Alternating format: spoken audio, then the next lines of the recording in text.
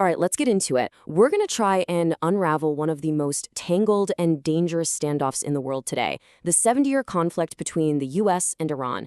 It's a story packed with deep mistrust, high-stakes power plays, and a nuclear clock that is ticking louder and louder. So let's just jump right into the biggest, weirdest question at the heart of this whole thing. The United States is spending billions of dollars trying to destroy a nuclear program that it actually helped create in the first place. How on earth does that happen? Well, to get to the bottom of it, you have to understand that this isn't just one conflict.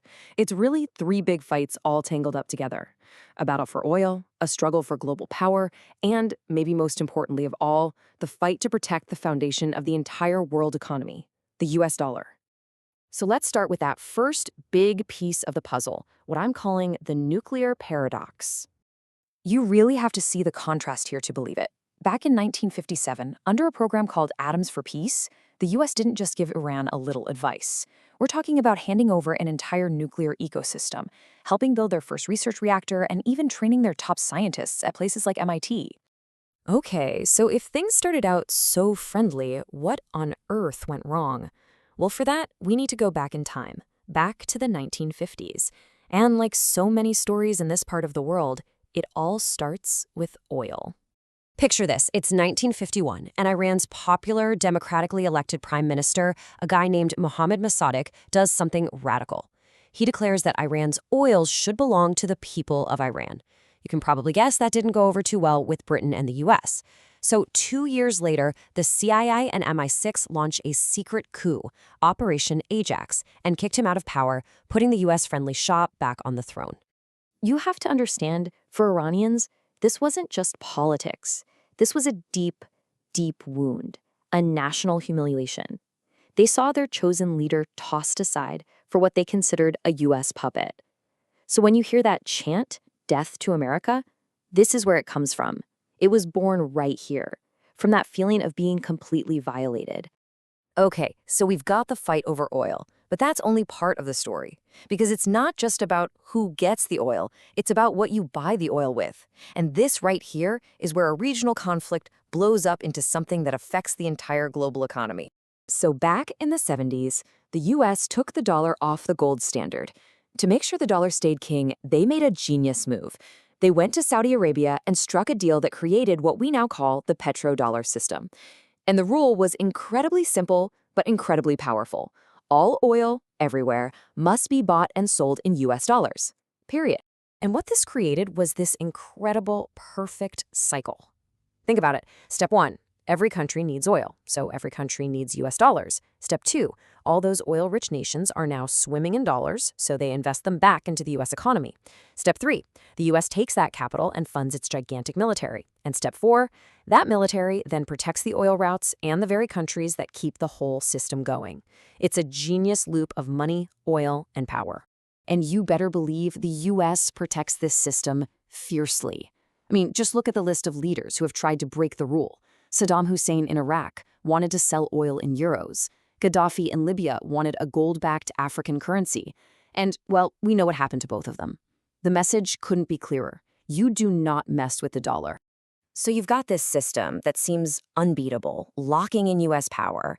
If you're a country that wants out, you can't just tinker around the edges. You need a revolution. And that is exactly what happened in 1979, a political earthquake that shattered the status quo and put Iran and the US on a direct collision course.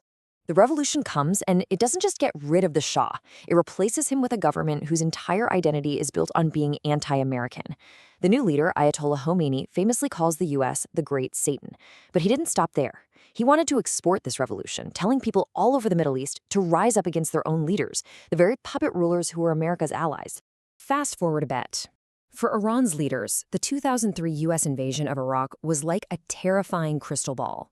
They watched Saddam Hussein, who had actually gotten rid of his weapons programs, get invaded and overthrown anyway. And they drew a very cold, very logical conclusion from that. The only thing that can truly guarantee you won't be next on the list for regime change is a nuclear bomb. And that one conclusion has basically set the stage for everything that's happened since. It's become this high-stakes game of chicken, this toxic cycle of diplomacy, then sabotage, then escalation, over and over again, bringing us right up to the present day. I mean, look at how quickly things can spiral. In 2015, it looked like we had a breakthrough with the Iran nuclear deal. But just 3 years later, the US walks away and slams the sanctions back on. Things get worse. Israel allegedly bombs a key Iranian nuclear site. Iran's response? They immediately start enriching the uranium up to 60%, which is terrifyingly close to weapons grade.